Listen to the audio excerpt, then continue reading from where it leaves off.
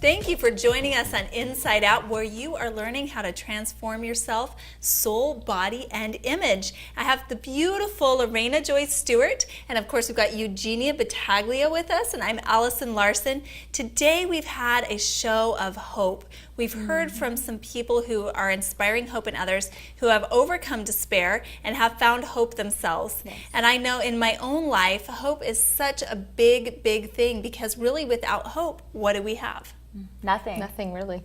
So I want to hear your body tip about hope, your image tip about hope, and then I'll leave you with my soul tip about hope. So let's talk about our body tip. What hope would you give people out there, Lorena, who maybe are struggling with their body image? Well, if they're struggling with their body image, I know last week we talked about just start. I want to say that love your body before you improve your body and start to love your future self.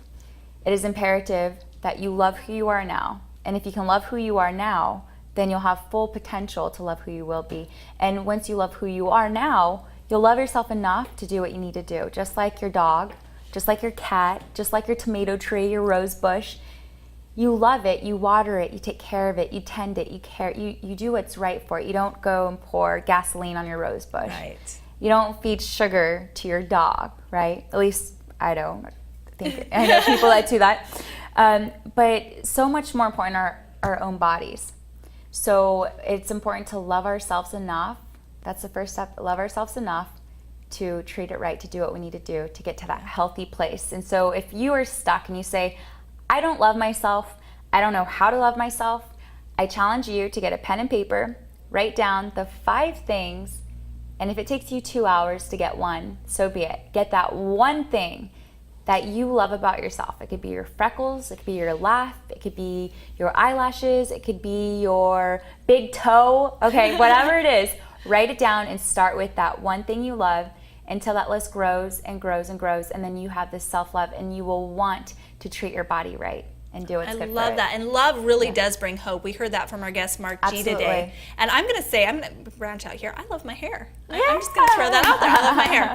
So Eugenia, image. Image is such a huge thing. A lot of people lose hope when it comes to image. What is your tip for somebody who's maybe lost hope where their image is concerned? I think the reason that they lose hope is because they feel overwhelmed at the idea of, okay, what do? I have to go through my closet, and then I've got to buy new things, and what do I buy, and how do I cut my hair and my makeup and shoes and accessories and all of that. And it can sound and be very overwhelming.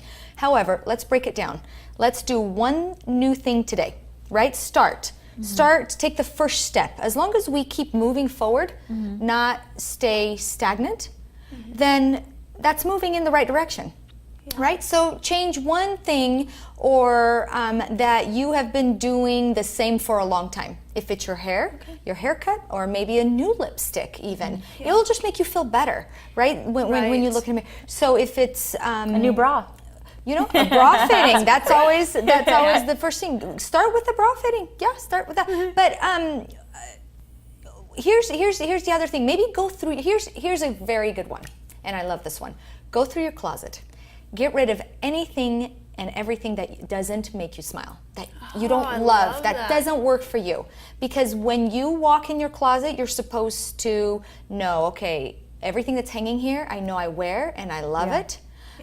Because really, in all reality, only 20% of what's hanging in our closet we wear. 80% we don't. So go through it. Guilty. Right? I have an emotional attachment. I'm like, this Most is from people do, my exactly. great-grandmother. This is from my little sister, even though it's hideous. But she got it for me for Christmas. Sorry, sissy, love you. But I mean, how do you let go of sentimental items? Keep 1 or 2 sentimental things, the rest let them go. Well, and I love what you're saying. So go through what doesn't make you smile. Because you're getting rid of the things that you don't like, but you're making things that room are holding you back. You're making room for something new. And I Always.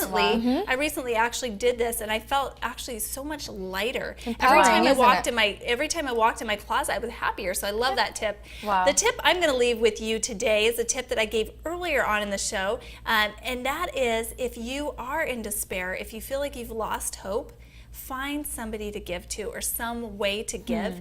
And if you can give to match your pain or give to outgive, really, your pain, then you will find a place of hope.